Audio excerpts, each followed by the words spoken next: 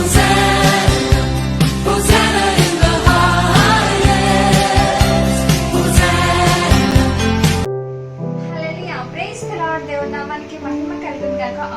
రోజు పరిశుద్ధ సీయోను వార్తలో దేవుడు మనతో ఏం మాట్లాడుతున్నాడో చూద్దామా.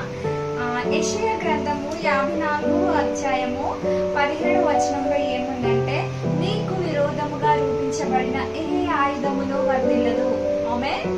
దేవుడు మన పక్షంలో ఉండగా ఆయన పరిశుద్ధాత్మ చేత మనం నడిపించబడుతున్నప్పుడు మనకు విరోధముగా ఎలాంటి అగ్ని బాణములు లేచినా, మనకు విరోధంగా ఎలాంటి మాంత్రిక శక్తులు కావచ్చు, ఎలాంటి చేతబడి శక్తులు కావచ్చు, ఎలాంటి మనకి ఏదైనా హానికరమైనది ఎవరైనా ఇచ్చినప్పటికీ కూడా ఎలాంటి ఆయుధం కూడా మన మీద పని చేయదు.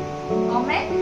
అది ఎప్పుడు అంటే పరిశుద్ధాత్మ దేవుని నువ్వు కలిగి ఆయన మార్గంలో నువ్వు నడుస్తున్నప్పుడు నీకు విరోధముగా రూపించబడినటువంటి ఎలాంటి ఆయుధం కూడా వర్ధిల్లదు. ఆమె దేవుళ్ళ యుద్ధం ఎవరిదండి? యెహోవాదే కదా. ఆయన సహాయం చేయగల గొప్ప దేవుడై ఉంటున్నాడు. ఆమె చివరికి విజయము ఎవరిస్తారండి? దేవుడే ఇస్తాడు. ఈ లోకమును నేను జయించి ఉన్నాను, జయించి వాడు నాతో కూడా నా సింహాసనమునందు కూర్చుండనిచ్చెదను అని అన్నాడు.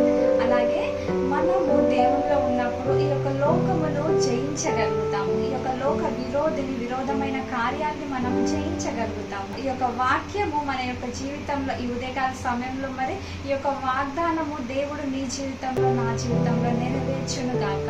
ఆమె చిన్న ప్రార్థన చేసుకుందామండి. ప్రేమ కలిగిన దేవ, దయ కలిగిన దేవ, ఈ యొక్క ఉదయకాలంలో నువ్వు ఇచ్చిన మాట కొరకై నీకు వందనాలు యేసయ్యా. మీరు మాట్లాడిన విధముగా ప్రభువా, నీకు విరోధంగా రూపించబడిన ఎలాంటి ఆయుధమును వర్ధిల్లదు అని నీ వాగ్దానం చేసిన దేవుడు, నమ్మదగిన దేవుడు ప్రభువా.